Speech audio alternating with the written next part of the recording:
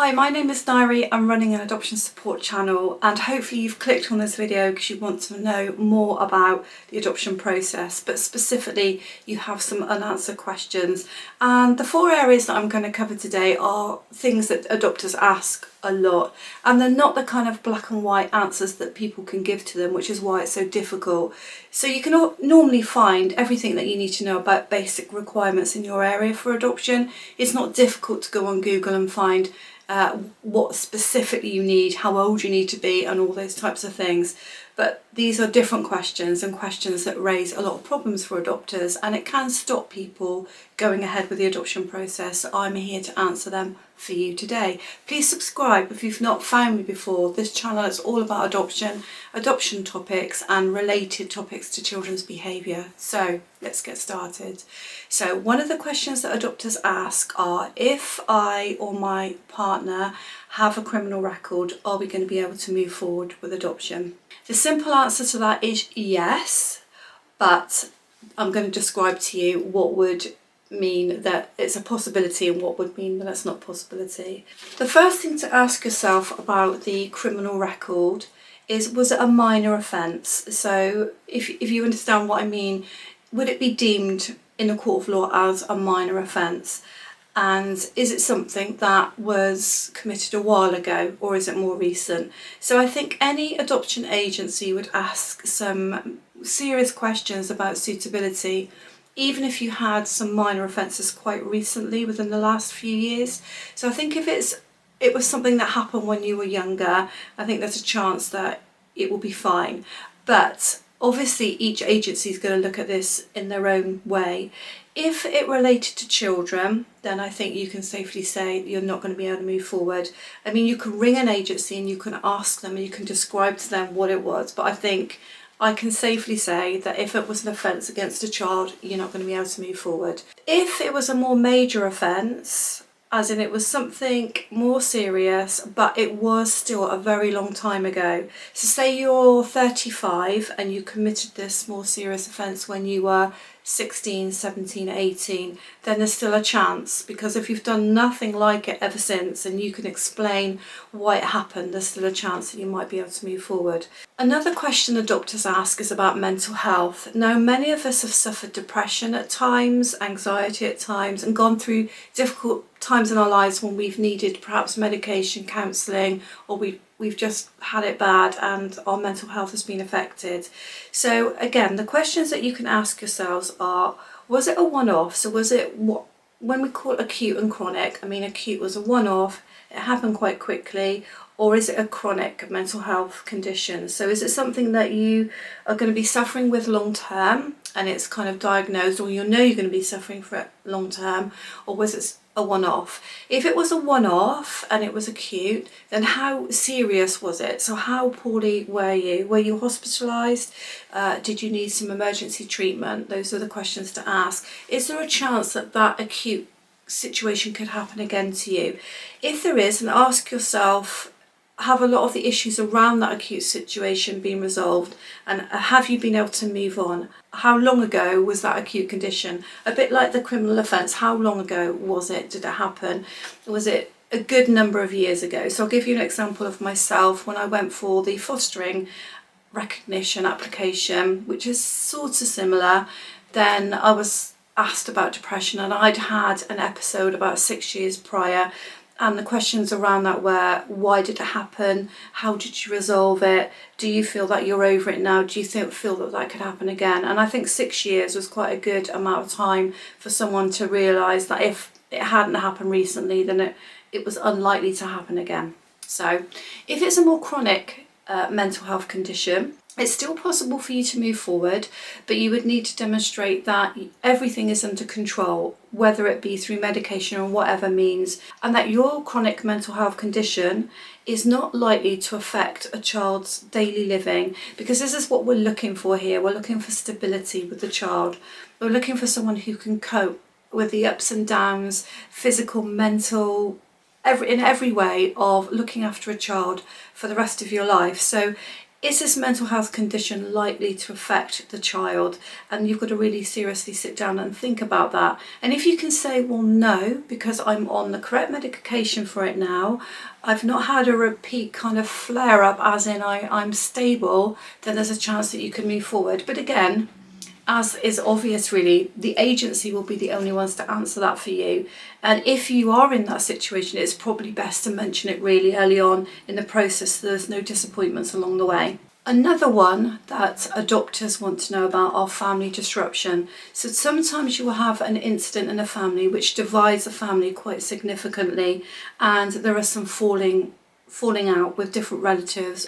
And this can also be with ex-partners, because many of the agencies will approach ex-partners and ask them about your suitability to adopt. And so this will hold adopters back because they don't want an agency to talk to an ex-partner if they've had a very acrimonious separation or divorce, or they don't want to talk to a family member if that family member is going to say some very negative things about them. So again, the things that you have to bear in mind are, what was the actual disagreement over or disagreements over? Is it something that is now in the past? So those disagreements have gone, they're finished, they're put to rest. Is it relating to caring for children? And this is a significant thing. So if you think an ex-partner or a family member is going to say you're not suitable as an adopter because you don't know how to care for children, or they are concerned about how you care for children, and this is what the disagreement was about, then you're really going to have trouble moving forward. And if some of those things are unresolved, I would suggest that before you try to go through the adoption process, you try to resolve some of those issues, or you at least talk to the agency about what they are and get it out on the table before you even start. Another thing that adopters want to know is, how good does the house have to be? How good does the living environment have to be for the child? And this is a really difficult one to answer because people's standards and benchmarking it can be just so different. So the first thing to say to you is, I'm sure you've read, you need a space that's allocated just for the child, a bedroom space. That's not normally going to be negotiated on unless they're in a sibling group. Your house doesn't have to be very big. You could be living in a very small house. Some people live in a quite cluttered, untidy environment. And I would suggest to you, if you're one of those people, that it would be worth having a good sort out. I don't think adopters can't move forward if they live in that way, but I do think that social workers will question the coping mechanisms that those adopters have if everything is everywhere. So I would say that it needs to be reasonable. You can't expect a social worker to walk into a house that has piles of clutter everywhere and looks chaotic to want to place an adoption with you, to give you an adopted child, because some of those children that have come from difficult backgrounds have already come from chaotic environments and they don't really want to come into another one. The other thing to say is hygienic. Now, some people are very house proud and they would be doing housework every day and presenting the house in a very immaculate way, and that's great, but many people aren't like that. So how clean does it need to be? Well, it can't have piles of dirty dishes around, it can't have food that's out of date in the fridge, and just general filth lying around. And very importantly, pets need to be cared for properly. It's no good having potential feces anywhere or pet food lying around. So if you imagine if you were adopting a toddler, what could they get hold of that could cause them risk to their health? If the house is unhygienic, what is lying around that they could have risk to their health? And the same with the untidiness. If they can pull a pile of books on top of them, then it's not a safe environment. And I guess if a social worker is coming straight into that and you've not made the effort for that first visit, there will be some question marks. But everything's in balance. A home can look lived in. There can be some piles of stuff around. There can be a little bit of untidiness. It doesn't have to be immaculately clean. There can be some dirt. So it's a case of having that balance, really. Another thing that adopters ask is, how about their current relationship that they're in? How long do they need to have been with that person?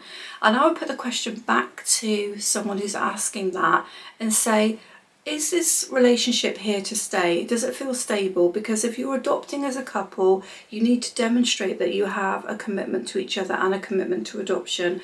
Some agencies say 2 years, some say 3, but even if you were together 3 years but you couldn't demonstrate that you were committed to each other, then that wouldn't be long enough, if you understand what I'm saying. On the other hand, if you're single, and that's absolutely fine. So if you're not claiming to be going through adoption as a couple, you're claiming to be going through adoption as a single person, then there's no requirement for you to demonstrate any relationship or any length of time with anyone.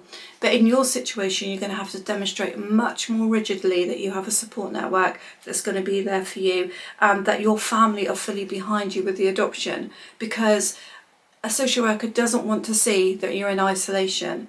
So if you have a partner or you have a spouse, you need to be able to demonstrate that commitment. And it has no interest to a social worker what your sexual orientation is at all. So that won't make any difference, but stability will. If you're a single adopter, then you need to demonstrate support, big amounts of support. So I hope that answers some questions for you if you're considering adoption, or even if you're early in the process and you haven't been able to have the chance to discuss this with a social worker. And I hope that you're subscribed to my channel, which is for adopters and has many wide subjects and varieties on there for you to delve into that will help you on your adoption journey. So thank you for watching Adoption with Nairi, and I'll see you on my next video.